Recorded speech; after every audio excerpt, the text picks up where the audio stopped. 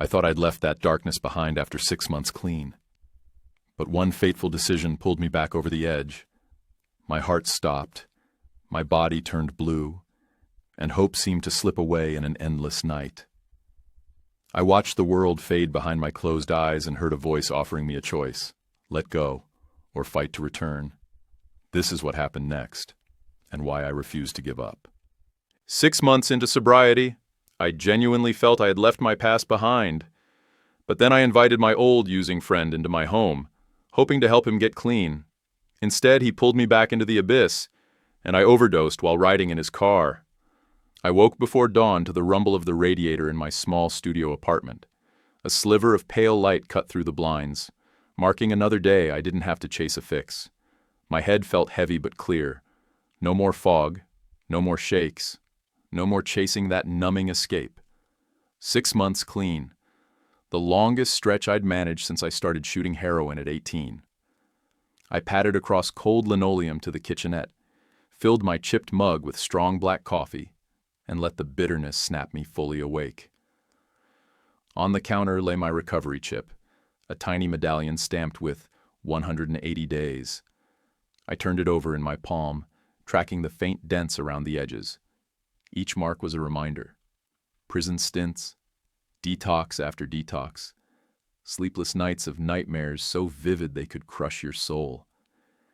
Even the pills they gave me in rehab couldn't dull the memory of steel-tasting blood pulsing through my veins. Yet here I was, leaning against chipped formica, breathing unassisted. My phone buzzed with a text. "I need help, man. I'm losing it. Mike." My oldest friend from those nights chasing oblivion. He was still deep in the mess, scrambling for money, getting sicker by the day. I'd seen that look in his eyes too many times, hollow, desperate, staring at nothing. My gut twisted. I wanted to say no. I'd almost forgotten that frantic hunger for relief, that crushing shame at every missed payday. But I knew I couldn't leave him sliding into darkness alone. I drained my coffee, wiped the mug on my shirt, and grabbed my keys. Outside, the morning air was crisp, smelling of damp asphalt and distant exhaust. I drove past shuttered storefronts and sleeping neighborhoods to the diner where Mike waited, pale under the neon "Open 24 hours" sign, eyes pinned to his phone. He looked up, face gaunt, mouth stained, and I felt my chest tighten with pity and fear. "Come on," I said, sliding into the booth opposite him. "Let's go." He nodded, relief flooding his features. I paid for 2 coffees, black for me, creamed and sweet for him, and we talked in hushed tones about a plan, meetings, sponsors, a halfway house if he'd commit. I saw the flicker of hope in his eyes, mirrored by the part of me that still believed we could outrun our demons. By noon, I'd coaxed him back to my place. My apartment smelled of disinfectant and fresh laundry, small acts of order I'd cultivated to keep chaos at bay. I pulled out my recovery literature, set it on the coffee table, and clicked on the kettle. "Let's start with hydration," I said, filling 2 bottles with water. He sipped nervously, and I surveyed the familiar tension knotted in his shoulders. 1,000 times, I'd begged for help the same way.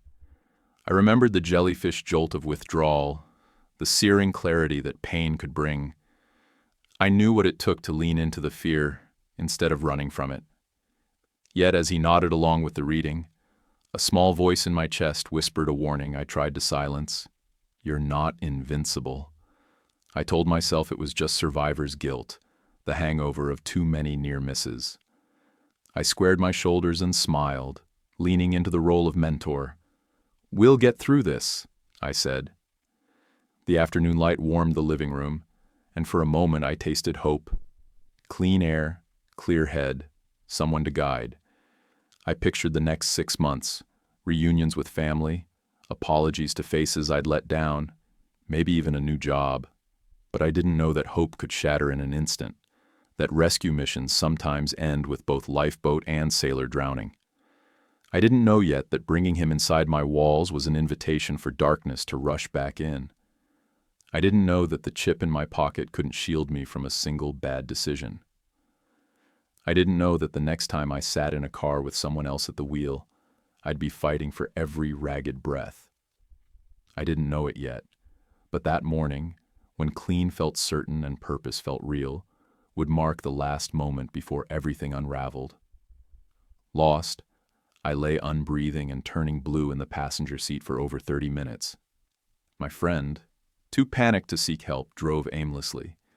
By the time he finally pulled into an ER driveway, they rushed me inside, but my heart had already ceased beating. Darkness pressed against my eyelids as I lay collapsed in the passenger seat, the engine idling between us.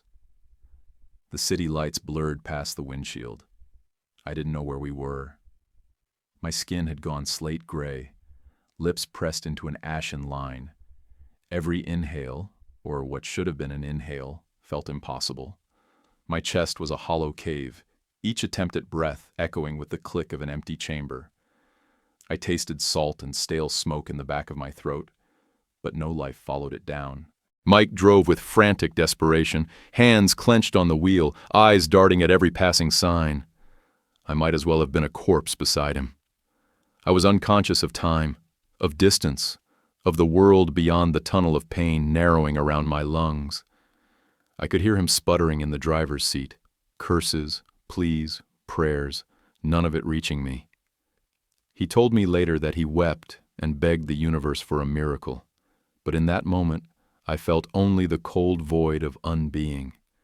Then came the siren wail of my own heartbeat, slowing, thump, pause, thump, pause, until the pause stretched into a silence that enveloped me like a suffocating shroud. The pain that had gripped every nerve in my body suddenly vanished, leaving an emptiness more terrifying than agony. I was weightless, unmoored, drifting upward out of my battered skin. I hovered above the scene, the dull green of the dashboard, the flicker of brake lights ahead, the iron taste of blood pooling behind my tongue.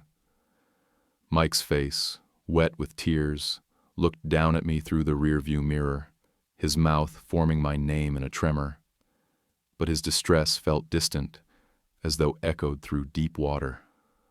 I was moving away, carried by currents I could neither see nor resist. Around me, the world's edges faded into a soft gray haze, no color, no sound except the faint hum of some ancient pulsing vibration.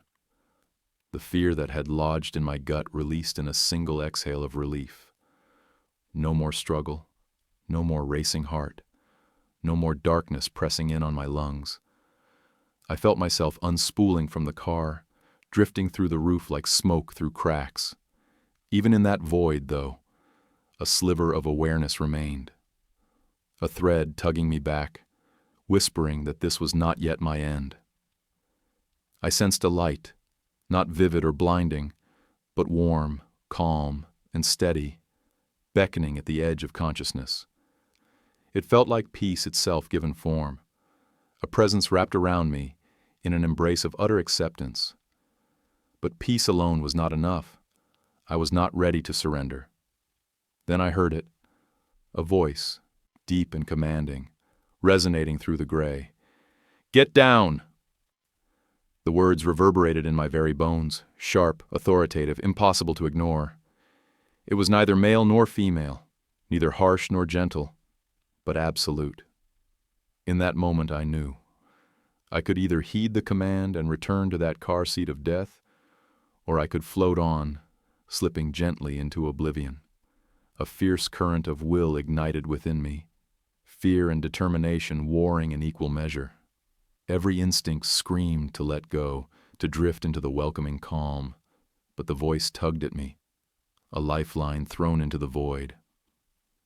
I realized with sudden clarity that I still had work to do, that someone back in this world might need me, that my own story had not yet reached its final chapter.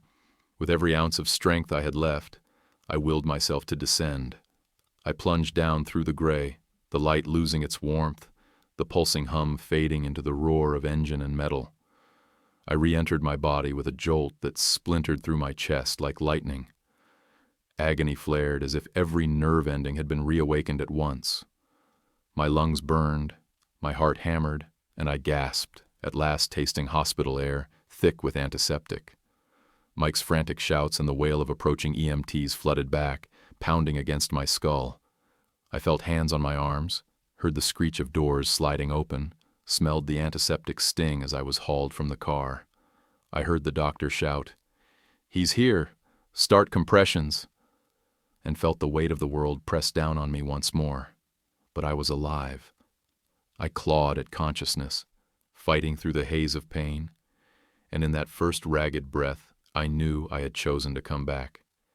And in that choice lay the thin, fierce spark of hope that would carry me through what came next. Released from pain and my body, I ascended above the ER bed into a quiet, gray expanse. The frantic activity below faded into muffled sound. Only profound calm remained, along with an indescribable warm presence. The moment I broke free of my body, the cliff edge of agony vanished into an even silence. My chest no longer heaved, my lungs no longer burned, I simply was. I hovered several feet above the hospital gurney, looking down at the scene below, 2 orderlies pressing chest compressions into my ribcage, an ER nurse shouting orders, the faint hiss of oxygen escaping through my tracheostomy site. Their faces were grim but determined, a frantic choreography I had once been part of before the darkness claimed me. Now they were actors in a play I'd already seen from the wings. Around the tent's harsh fluorescent glare, the walls and ceiling collapsed into a soft, boundless gray. That grayness was not emptiness, but a canvas on which memories and sensations floated like phosphorescent jellyfish. I felt no weight, no boundaries, no gravity, only a gentle lift, as though the very air had become a warm, buoyant sea. Every sound from below dimmed to an odd echo. Speech became distant hums, the thump of compressions a muted drumbeat. Even the antiseptic tang of hospital air seemed to dissolve into this new element, an absence of all smells, leaving only a faint trace of something like nostalgia. Free movement felt effortless. I stretched my arms and legs, surprised by the fluid grace of limbs unburdened by flesh.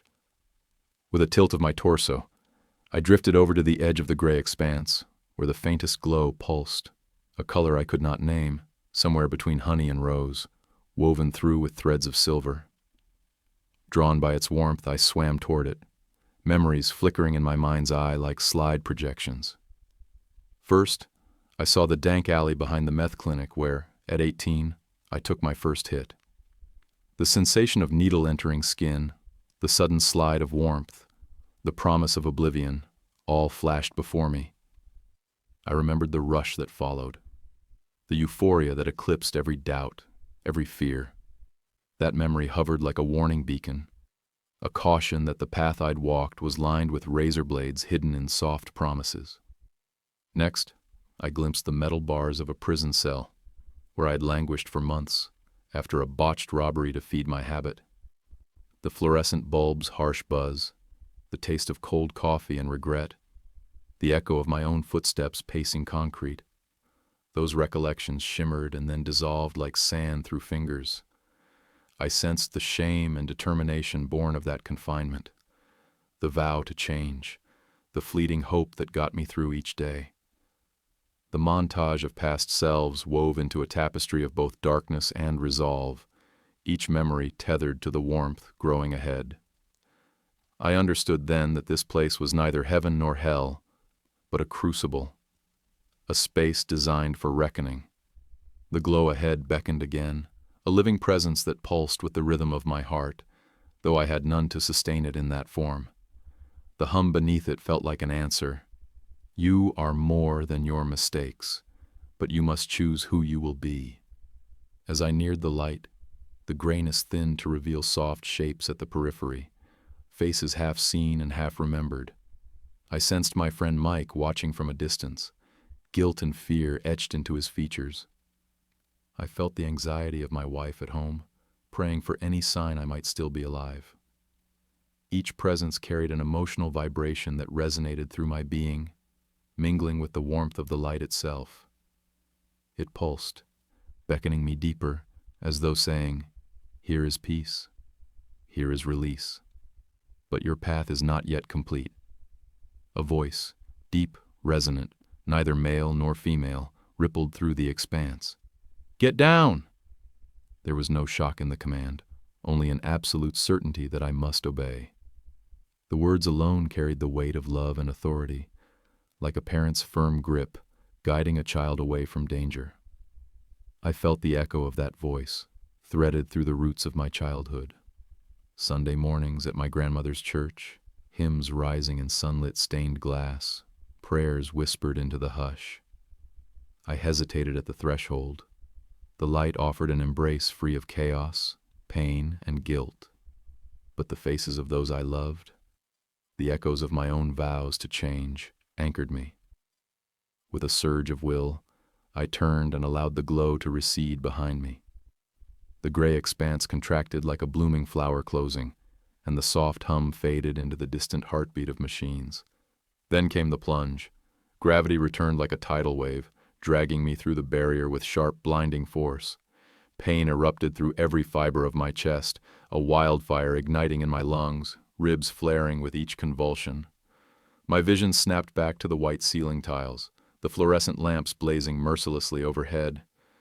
The beeping monitors roared back to life in a triumphant chorus. "His pulse! He's breathing!" The nurse's voice cut through the fog, urgent and incredulous. Hands gripped my shoulders and shook me gently.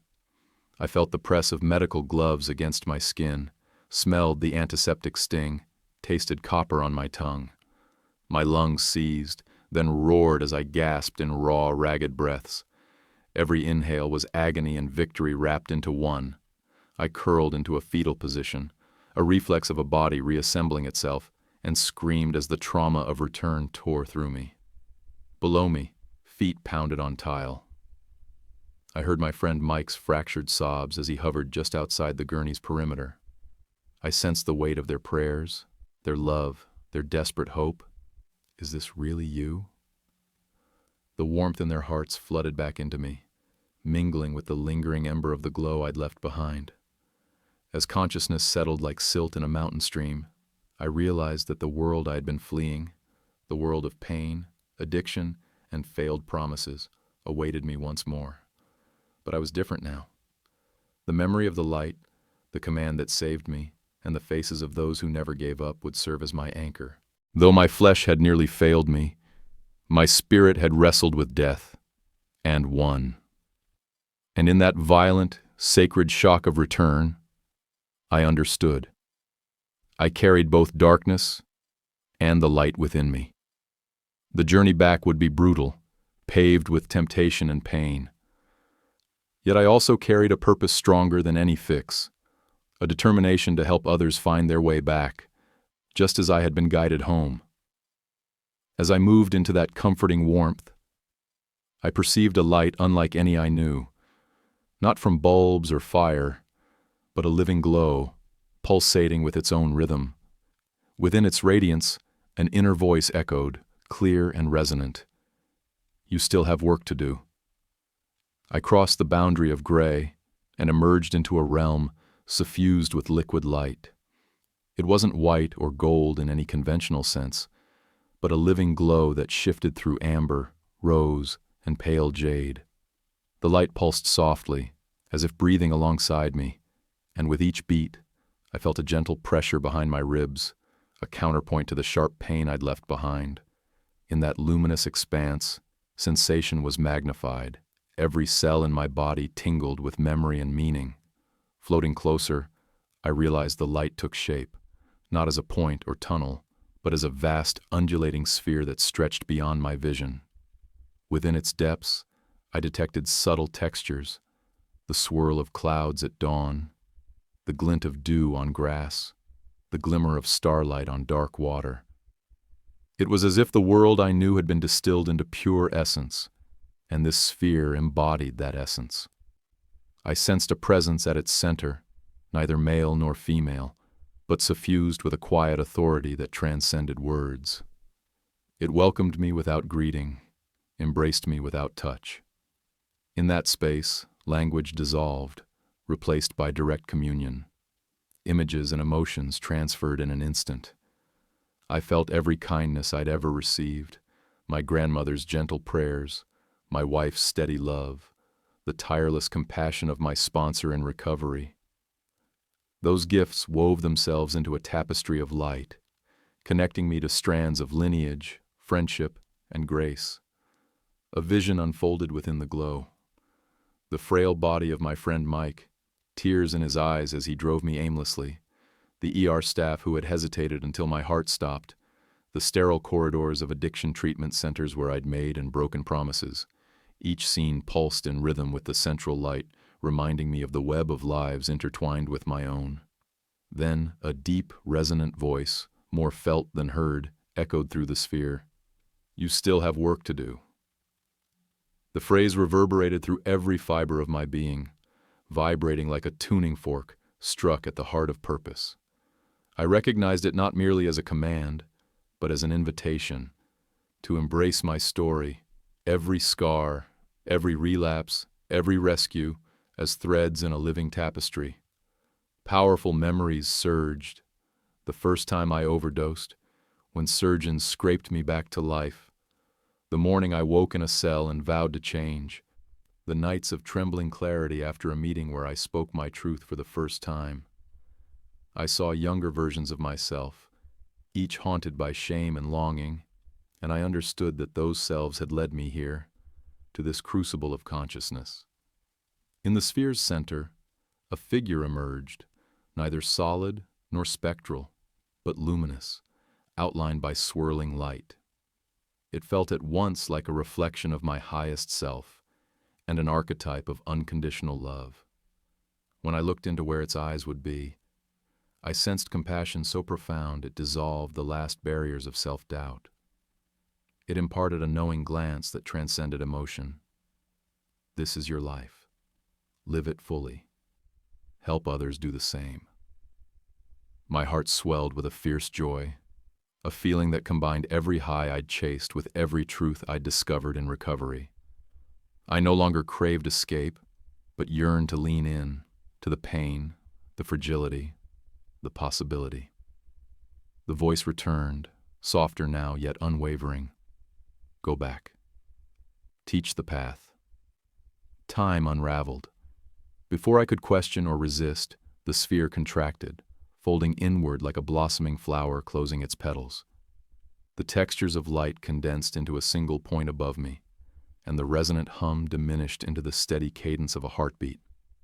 I plunged back through the gray expanse, its familiar hush giving way to distant echoes of urgency. The edge of the void snapped behind me, and I was drawn downward with the force of inevitability. My limbs collided with flesh and bone once more, pain exploding in a nova of sensation that tore through every nerve. I gasped, oxygen flooding my lungs in a brutal welcome, and the world roared back. Hands gripped my shoulders and shook me awake. The blare of alarms, the rush of footsteps, the antiseptic glare of the ER all crashed in at once. I whimpered, curling into myself as memories of that living light pulsed at the center of my mind. Through blurred vision, I saw Mike's face, stricken, tear-streaked, relief and guilt warring in his eyes. I heard the doctor exclaim, "He's stabilized! Get him to ICU!" And in that torrent of sound and motion, I realized the true gift I carried, the echo of that sphere's voice and presence, a constant reminder of the work awaiting me. As the medics loaded me onto a new bed, I closed my eyes against the flood of return. Pain seared beneath my ribs, but beneath that agony lay a profound calm. The certainty that my story had meaning beyond survival, that the light I'd found was as real as any vein or artery, and that my purpose, my work, was only just beginning. My eyes opened to the biting sting of antiseptic, and a jolt of pain tearing through my chest. Monitors shrieked, hands gripped and shook me, and I grasped that I had returned, pulled from a place of peace into a world of physical agony and raw emotion. My first conscious breath was a razor's edge slicing through oblivion. The world ripped back into being with a brutal chorus. Fluorescent bulbs buzzing overhead, the hiss of oxygen through my tracheostomy, and the ceaseless alarm of the heart monitor racing against my faltering pulse. Pain exploded beneath my ribs, a white-hot flare that tore through every nerve ending as if my chest cavity had been flayed open and left bleeding in the cold. I gasped, inhaling the antiseptic tang that clung to every breath, and my lungs rebelled, searing with each contraction. I tried to move, but weight slammed into my limbs as if gravity itself had sharpened its claws. My arms lay heavy on the gurney rails. My legs felt hewn of lead. A blur of motion hovered at the edge of my vision, scrub-clad figures leaning over me, gloved hands patting my cheeks, tugging at my shoulders. "Mr. John, come on, stay with us," a voice called, urgent and uncertain. I recognized the accent, an ER nurse who'd been pacing beside the bed when I slipped free of life's tether. I blinked against the glare, focusing on a pair of eyes above a surgical mask, brown, incredulous, alive with relief. "You descended so fast," she murmured. "We almost lost you." I tried to speak, but only a hoarse croak emerged. My throat felt lined with sandpaper. A doctor's gloved fingers pressed to my sternum, counting compressions. Another handed off a syringe. "Administer phenylephrine," someone ordered. My veins pulsed under the flood of drugs, a chemical tide battling the void I'd just left. They wheeled me down a corridor that slanted beneath flickering fluorescence. The gurney rattled over seams in the tile, each jolt sending fresh waves of agony through my incision. I caught glimpses of onlookers pausing in doorways, janitors with mops, interns clutching clipboards, each turning to watch the living corpse reborn. Their faces blurred as I passed, question marks suspended in sterile masks. At the ICU bay, they slid me onto a narrow bed surrounded by a forest of machines, ventilator tubing, IV drips, an arterial line snaking into my wrist. A perfusionist checked my pressors as if tuning an engine. The steady beep of the monitor became my new heartbeat, each tone a lifeline. I lay still, willing my body to stop protesting, to accept its battered frame. Alone at last, I turned my head and saw the doorway. My friend Mike stood there, eyes glassy. Relief, guilt, and disbelief warred on his face. I tried to lift my hand, to squeeze his in silent thanks, but my arm wouldn't obey. He swallowed hard and stepped forward, voice catching. "I thought I lost you." I blinked, tasting copper on my tongue, and managed to whisper, "I came back." He took my hand, holding it like a lifeline. In his grip I felt a tremor of shared trauma, that moment in the car when death had its fingers on my heart. The memory stung, the gray expanse, the calm glow, the command that had pulled me back. Under the hum of machines, I realized that this return was not rescue, but reckoning. A painful reconnection to a world I'd nearly abandoned. Over the next hours, the fog of sedation ebbed and flowed. Pain meds dulled the edges, but never erased the memory of the void. Each time I drifted, I feared I might slip away again, this time permanently. The nurse adjusted my pillow and whispered, "You're safe here."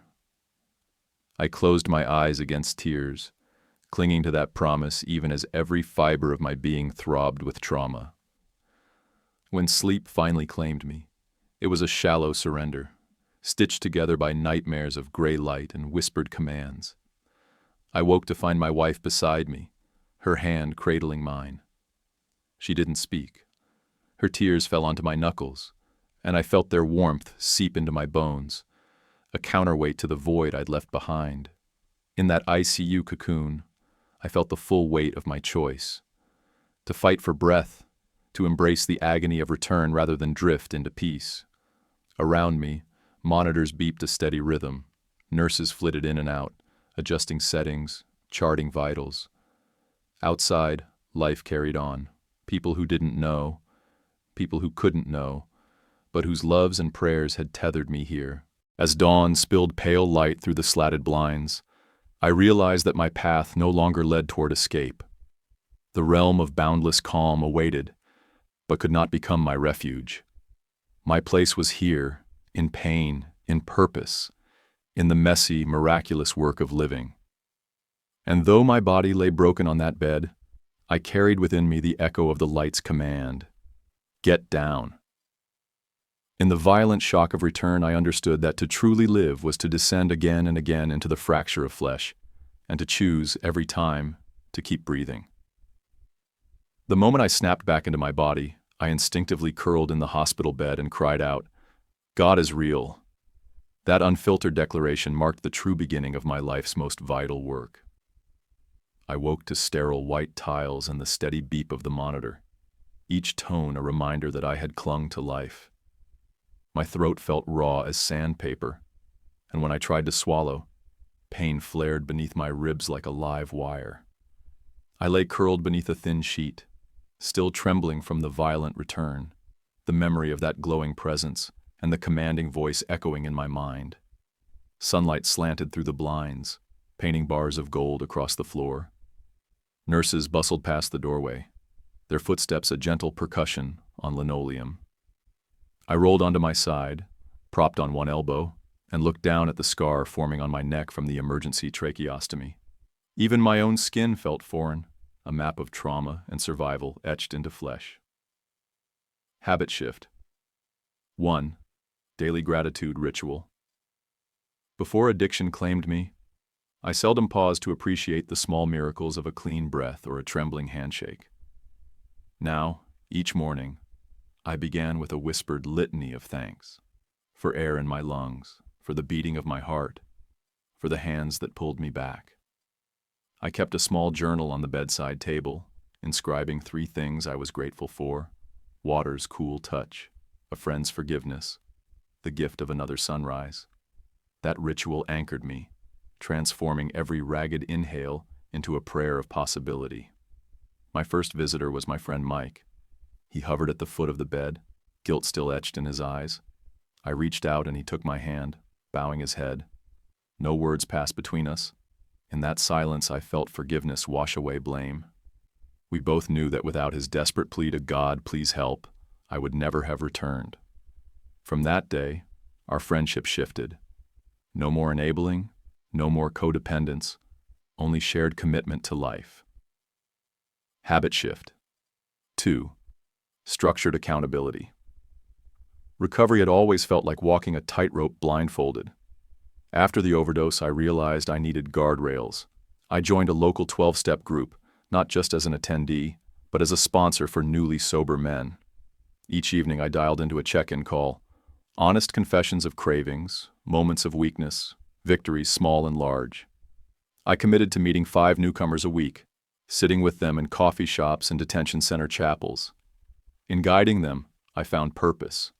Every story of relapse a warning, and every triumph a light to guide my own steps. The physical pain lingered, ribcage soreness, phantom aches where my body had betrayed me.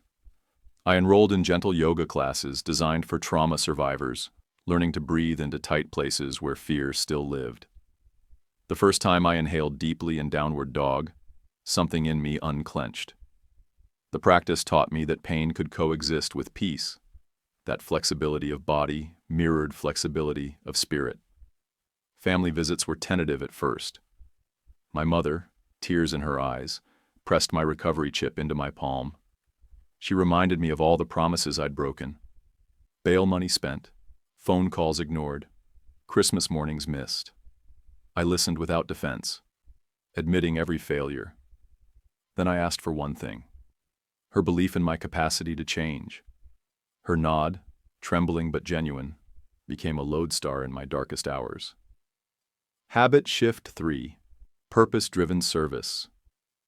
In the weeks that followed, I volunteered at the hospital where I'd nearly died, attending to overdose survivors in the ER waiting room.